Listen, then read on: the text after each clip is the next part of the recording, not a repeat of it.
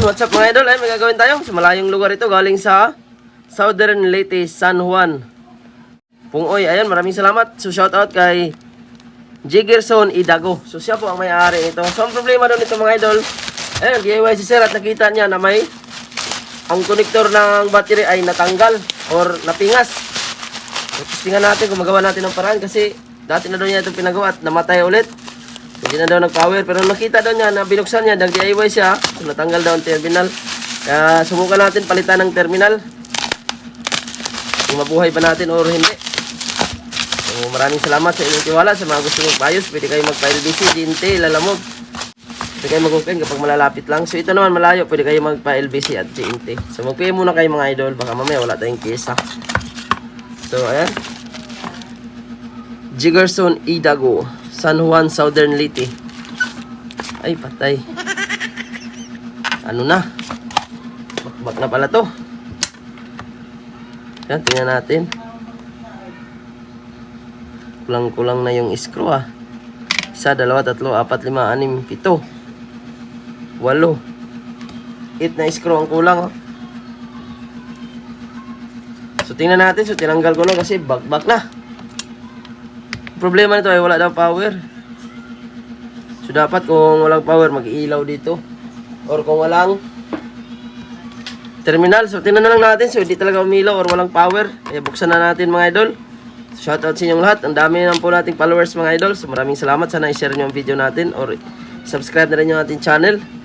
Yung mauna natin i-upload sa Jolfon TV official. Jolfon TV lang. YouTube channel natin. So, marami din tayong mga video doon mga idol. Maraming tutorial na makukuha kayo sa idea natin. So ito, ayun, nabakbak na yung mga takip mga idol. So normal lang din yan. Mga ganyan talagang mga takip.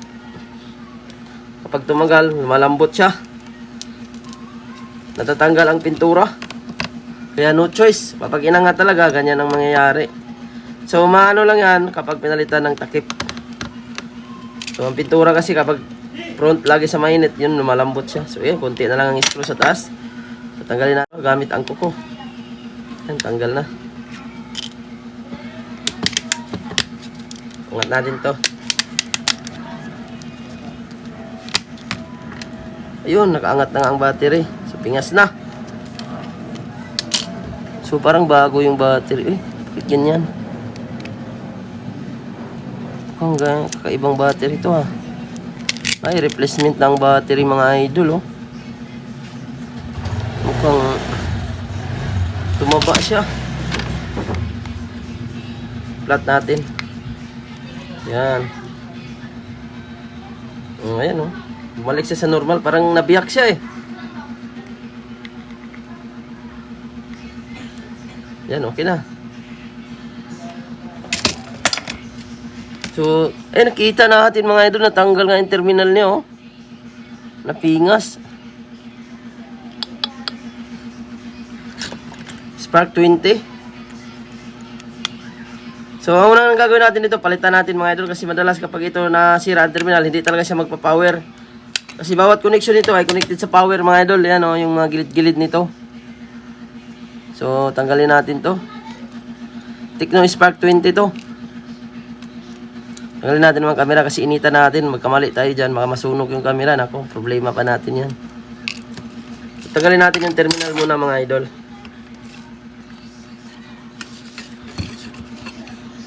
So, ang tawag dito ay battery terminal. So, yun po yung nasira. Madalas yan mga idol kapag malakas ang pagbagsak or minsan kapag tinatanggal yung battery. Minsan pag nagkamali ka ng angat dyan or sungkit, maano yan? Mapipingas siya. So, ayan, bago na nga yung battery kaso hindi naman siya nagpapower. Baka tiniayway ito mga idol, pinalitan ng battery. So, possible siya. So, pansinin nyo yung magilid niya. Ayan o. So, napingas na. So, gamit tayo ng 350 heat temperature. Unang apply tayo ng flux. So, ito mga idol, hindi naman ito delikado magpalit ng terminal talaga kasi malayo sa kamatayan yan. Ang mahirap lang dyan, kapag masobraan mo sa init, pwedeng pumutok ang board. So, 350 heat temperature ang gamit natin. So, tanggalin muna natin. Hindi na ito masalpag kasi ano na, napingas na or tumabingi na.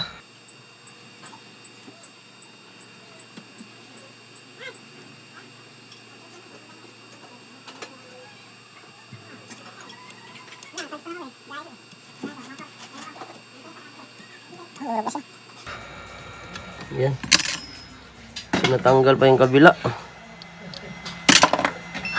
Hinangin natin, tanggalin natin yung natira.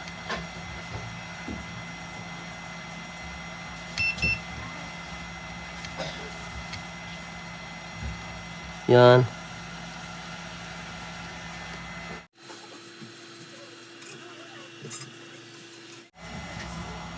Hindi naman pala natanggal. So, meron pa siyang paa, kompleto pa. So, kailangan mag-ano tayo ng tingga mga idol para ano. Yung mga paa niya pag may tingga madali kumapit kasi ang ikakabit natin galing sa unit din. Kapag class A lagay mo ito o replacement, ako sakit ang ulo mo. Hindi yan basta-basta kumakapit. Susunog mo na lang isa, hindi siya kumakapit. Di kagaya talaga ng uri ka, no? Okay na, linis oh. So hanap lang muna tayo. So yun, may nahanap na tayo mga idol. Ito ay galing sa unit din. So Tecno din ito. Tecno na old. So tanggalin natin. So kapag tanggal ito mga idol, maglagay ka ng Amtech Flux. So huwag mong pirsahin. Antayin mo na matanggal siya sabay-sabay. Kasi may mga paa din yan. Mamaya maiwan mo. Pagtanggal mo, madala yung kabila. Ang kabila maiwan. Sayang. 350 heat temperature ang gamit natin mga idol. Ayan, babaan ko muna kasi naka 360 pala. Yan. So, ipatong lang natin dito. Santayin natin na lumambot. Yan. Sabay bunot mga idol ha. Yan, pantay siya oh. Hindi siya nasunog. Kung pansinin nyo, buong buo pa rin siya kahit tinutukan natin. So, next step, mag-apply muna tayo ng flux. So kapag ganyan yan mga idol, basta tama ang temperature na ginamit mo. Hot air temp.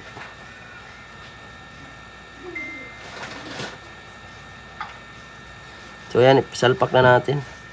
Malakas yung hangin. O pangit yung twister ko na ginamit. Bumibitaw siya. So yan. Apply tayo ng flux ulit.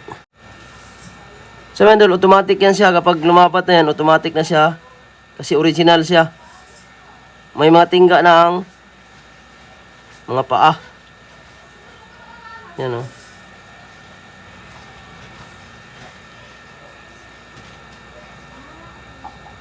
Yan, sure ball na yan. Kapit na yan. Hindi na yan matanggal. Saktong-sakto pa siya.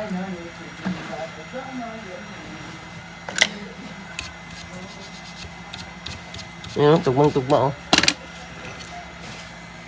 Ayun, oh. Kabit na kapit siya, eh. So, nahinang lahat. So, tingnan natin kung nabuhay. Balik muna natin itong camera para diretsuhan na tayo.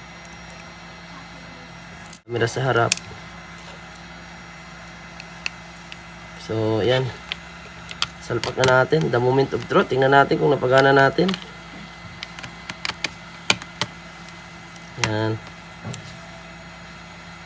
So, balik natin itong mini camera. So, wala man itong ano, kahit di mo na ikabit ito, magagana pa rin ang camera. Design lang ito. So, yan mga battery mga idol. Pag walang dikit, oh, delikado talaga yan. Ayan, oh. Gumagalaw-galaw yan pag ano, nababagsak. Ayan, okay na mga idol, oh. Pumasok na siya, tanggalin natin. Ayun, hindi na siya nadadalaw. Nakakabit talaga siya. So, malalaman mo kung nakakabit talaga siya kasi kapag pinalit mo siya or nilapat mo niya, nandyan pa rin siya kapag tinanggal mo. Tsaka kumakagat na siya. Tignan natin, i-charge natin. The moment of truth.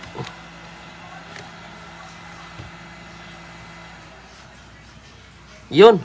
Okay na. Naglogo agad. Tingnan natin kung magtuloy. So, nag-automatic on siya. Naglulugo lang. Mukhang may tama yung battery nito mga idol. Try natin ng ibang battery or baka nag-automatic on. So, try natin ng ibang battery.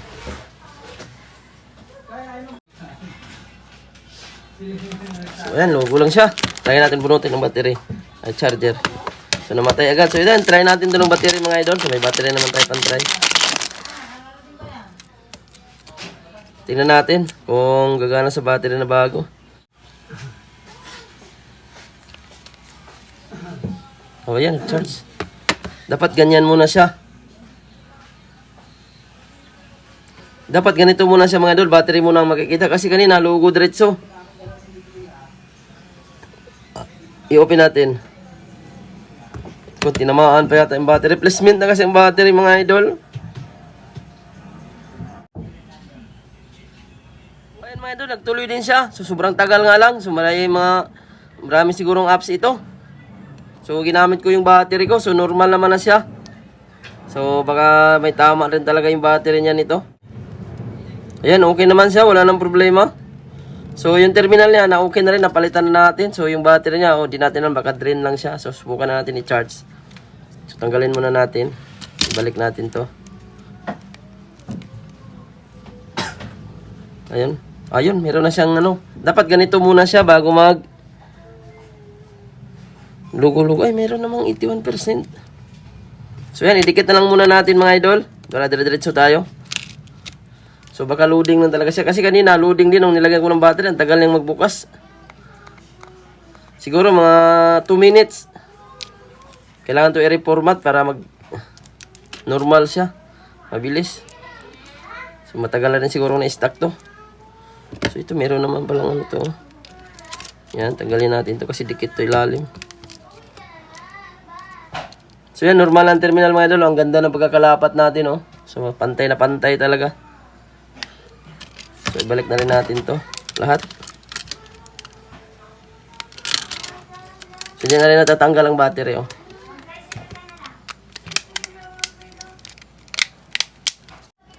So, iwasan nyo mag-DIY, lalo na pag magsungkit kayo ng mga battery. Kasi pwedeng mano talaga yan. Tingnan natin kung lalabas ang charging indicator. Ayan, okay na. So, may laman naman talaga pala ang battery. Ito, 94 na nga, oh. Biglang nag-94. So, kanina 81 yung battery ko. So, tinanggal ko kasi na hindi sinalpa ko siya na nakasakabit ang charger. Kaya na-adapt niya yung ano 81. So, ngayon, yung battery niya may laman 94%.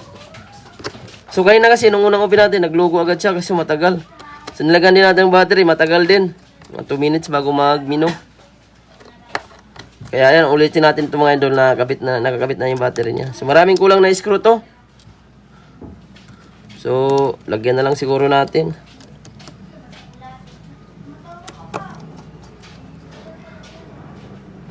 Dami nating screw dito. So, mga 7 ang kulang. 6 ba yun? 1,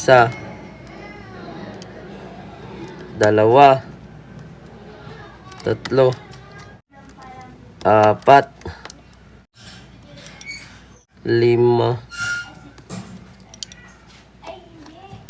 6 na to. 7 nga. Ayan, oh, itong isa, oh. Yan. Pang-7. Ayan, kompleto na sir, idol. Bus amo, so galing pa kasi ito ng Leyte mga idol, ang layo nito. So, kahit pa paano, malagyan man lang natin ng screw. Ayan, nag-95, so normal lang talaga ito mga idol kasi nag-normal lang charging niya. Ito kasi kapag nagkamali ka rin ng palit ng ano dyan, kapag hindi nakatugma lahat ang pagpalit mo, mag-i-error yan ang battery niya. Error plug-in, kaya hindi rin siya magtutuloy. Kasi ang terminal niya, bawas, kulang, hindi kompleto ang pagkalagay.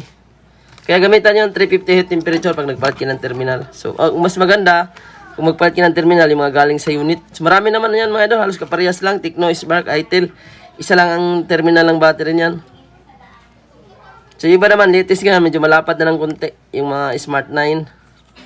So, yung mga ganito, na mga Itel na medyo, 2020, 2023. So, madali lang siya lagyan. Or maraming kaparehas. So, yan, nadikit ko na, oh. 96 na. From 94 to 96. So, okay na nga siya. Normal na. Ayaw na natin. At kanina mga idol, sobrang tagal din talaga niya magbukas. Sa mino. Maglugo muna siya ng ganyan. Sa mga ganito, maraming laman ang loob. Baga, halos full storage na siguro. So, meron namang password. Di na natin pakialaman yan. Kasi mamaya may mabura dyan. So, tayo pa masisi dyan. So, antayin natin mga idol. So, ayan. 4.5 minutes na. Ayun pala, mabilis na, oh. So, umpisa lang kasi baka medyo mainit pa ang board pala nun. Ayun, okay na. Okay na rin yung touch niya, walang problema. So, congratulations guys, sir. Mahal daw kasi ng singil sa kanya nito doon sa lugar niya. Kaya hindi na niya pinagawa. So, nag-DIY daw siya. Yun nga lang nangyari sa pagtingin niya na dahil wala ng power or baka mamaya DIY ni sir to, pinalitan ng battery pag angat. So, pwedeng napingas. So, normal lang mga idol. Maraming salamat sa inyong panonood. Kung nakakawa kayo ng idea, huwag kalimutan mag-like, mag-share, mag-follow at mag-subscribe.